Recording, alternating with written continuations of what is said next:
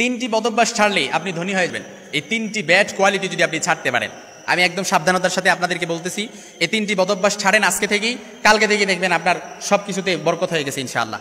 সব কিছুতে রহমত আর আল্লাহ তাআলার একটা করুণা আছে। এত কিছুতে দেখেন সংসারের মধ্যে বরকত নাই, অভাব অনটন লেগেই থাকে, একটার পর একটা অশান্তি লেগেই থাকে, কখনো সন্তান অসুস্থ, বিবি অসুস্থ, একটার পর একটা শুধু ঝামেলা আছে।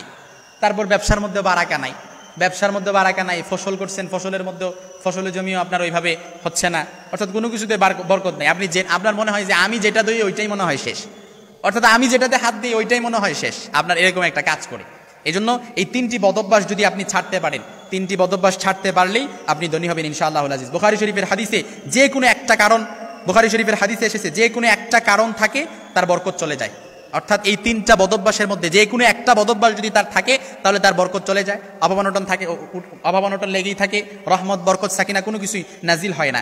এক নাম্বার, আপনি একটু মিলায় নেন আপনার ভেতরে আছে কিনা, আপনার ফ্যামিলির কোনো সদস্যের ভেতরে এটা আছে কিনা। এক নাম্বার যেটা বলবো সেটা হচ্ছে মিথ্যা কথা বলা। এই মিথ্যা কথা আমাদের মধ্যে অনেক আছে। স্বামী স্ত্রীর সাথে মিথ্যা কথা বলে, স্ত্রী স্বামীর সাথে মিথ্যা কথা বলে, অর্থাৎ সত্য গোপন করে, সন্তানের সাথে সত্য গোপন করে, স্ত্রীর সাথে সত্য গোপন করে, অর্থাৎ একটা সত্য গোপন করার জন্য কিন্তু আরো কয়েকটা মিথ্যা কথা বলা লাগে, এটা কিন্তু মনে করতে হবে। এই জন্য মিথ্যা কথা কখনো বলা যাবে না। আল কিযবু উম্মুজ যুনুব, মিথ্যা হচ্ছে সকল পাপের মূল। রাসূল সাল্লাল্লাহু আলাইহি সাল্লামের কাছে এক লোক এসে বলে, ইয়া রাসূলুল্লাহ, আমার ঘরে তো কোনো কিছুতে বরকত নাই, শান্তি নাই। রাসূল বলে, মিথ্যা কথা ছেড়ে দাও, তোমার সব কিছুতে বরকত হয়ে যাবে। সুবহানাল্লাহি ওয়া বিহামদি। অর্থাৎ মিথ্যা কথা ছেড়ে দেন, সব কিছুতে বরকত চলে আসবে ইনশাআল্লাহ। আল্লাহ রাসূল সাল্লাল্লাহু আলাইহি সাল্লামের কাছে এক সাহাবী এসে বলে, ইয়া রাসূলুল্লাহ, আমার তো কোনো কিছুতে বরকত হয় না। আল্লাহর হাবিব বললেন, তুমি মিথ্যা কথা বলা ছেড়ে দাও, দেখবা সব কিছুতে বরকত আসতেছে। এই জন্য পরিবারের মধ্যে যদি বরকত চান, রহমত চান, অভাব অনটন দূর করতে চান, শান্তির স্বর্গরাজ্যে পরিবারটাকে বানাতে চান, তাহলে মিথ্যা কথা ছেড়ে দেন, তাহলে আপনি নিমিষে ধনী হয়ে যাবেন। আপনার ভেতরে সব কিছু যদি আপনি মিথ্যা কথা বলা ছেড়ে দিতে পারেন, ইনশাআল্লাহুল আজিজ আল্লাহ তাআলার রহমত চলে আসবে। এটা কিন্তু একেবারে পরীক্ষিত। দুই নাম্বার যেটা, সেটা হচ্ছে আল্লাহর রিজিকের সাথে বেয়াদবি করা যাবে না। প্রিয় ভাইরা আমার, একটু খেয়াল করে বুঝেন, আল্লাহর রিজিকের সাথে অনেকে বেয়াদবি করি, অপচয় করি। লাইন শাকারতুম লাযিদান্নাকুম ওয়া লাইন কাফারতুম ইন্না আযাবি লাশাদীদ। আল্লাহর হাবিব সাল্লাল্লাহু আলাইহি সাল্লাম বলেন, কেউ যদি আল্লাহ রাসূল সাল্লাল্লাহু আলাইহি সাল্লামের মাধ্যমে আল্লাহ তাআলা জানায় দিলেন, যারা নিয়ামতের শুকরিয়া আদায় করে তাদের নিয়ামত আল্লাহ তাআলা বাড়িয়ে দেয়, আর যারা নিয়ামতের অশুকরিয়া আদায় করে তার আল্লাহ তাআলা তাদের নিয়ামত সংকুচিত করে দেয়, কমিয়ে দেয়। এজন্য আমাদের চাই স্বভাব।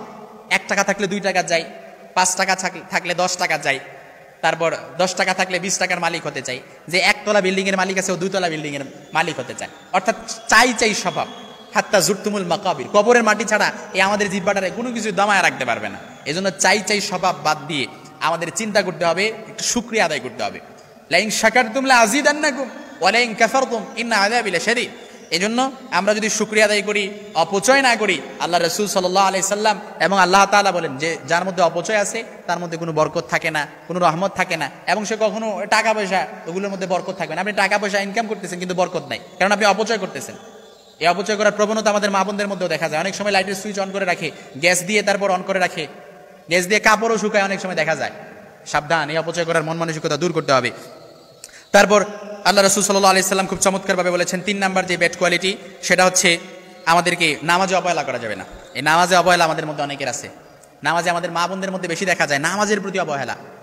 ফাওয়াইলুল লিল মুসাল্লিন আল্লাযীনা হুম আন সালাতিহিম সাহুন আল্লাযীনা হুম ইউরাউন ওয়া ইয়ামনাউনাল মাউন। সূরাতুল মাউনে নামাজে অবহেলাকারীদের ব্যাপারে আল্লাহ তাআলা খুব সাবধানভাবে আমাদেরকে সতর্ক দিয়েছেন। এজন্য নামাজে অবহেলা করা যাবে না। নামাজের সময় এসে তো নামাজ পড়ে ফেলেন। অনেকে বলবেন, হুজুর আমরা তো নামাজই পড়ি না, আবার আপনি নামাজের কথা কি বলবেন? না প্রিয় ভাই আমার, নামাজের প্রতি অবহেলা করলে আপনার কোনো কিছুতে বরকত থাকবে না। আউয়ালু মা ইউহাসাবু বিহিল আবদু ইয়াউমাল কিয়ামাতিস সালাত, কিয়ামতের ময়দানে সর্বপ্রথম নামাজের হিসাব হবে। এজন্য নামাজের প্রতি অবহেলা করা যাবে না। নামাজের প্রতি একদম আমাদেরকে পুঙ্খানুপুঙ্খভাবে নামাজ আমাদেরকে সময় মতো আদায় করতে হবে। আমাদের মা বোনদেরকেও জানায় দিবেন। তারা অনেক সময় দেখা যায় কাজের ফাঁকে কখন যে নামাজের সময় চলে যায় তারা এটা টেরও পায় না। এই জন্য আমরা যদি আমাদের ফ্যামিলির মধ্যে বরকত আনতে চাই, রহমত আনতে চাই, এই 3টি বদভ্যাস আমাদেরকে ছেড়ে দিতে হবে। মিথ্যা কথা বলা ছেড়ে দিতে হবে, অপচয় করা ছেড়ে দিতে হবে, আল্লাহর নিয়ামতের সাথে বেয়াদবি করা যাবে না, সর্বশেষ যেটা নামাজের প্রতি অবহেলা করা যাবে না। এই 3টা বদভ্যাস যদি ছাড়তে পারি, ইনশাআল্লাহ আপনি ধনী হয়ে যাবেন।